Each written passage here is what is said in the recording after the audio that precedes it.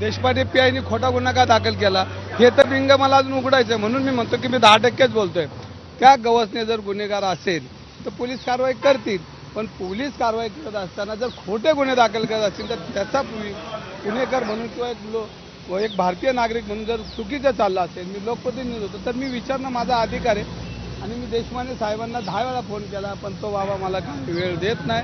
आणि तो जो गुन्हा खोटा गुन्हा आहे, तर माझं हेच CPला म्हणणं आहे. पोलीस आयुक्त प्रचंड चांगले आहेत, त्यांनी त्या गुन्ह्याची चौकशी करून सर्वसामान्य नागरिकाला जर भागवण्याचा प्रयत्न गुन्हेगारीत करत असतील, राजकीय करत असेल, तर त्याचं उत्तर मागणं पुणेकर म्हणून माझी जबाबदारी तुम्ही पार पाडा. तुम्ही असं म्हणलं की पोलीस आयुक्त चांगले आहेत आणि सुरुवातीला बोललात की कोथरूड पोलीस स्टेशन पण समीर पाटील चालवतो आणि आता देशमानेचा उल्लेख केलात.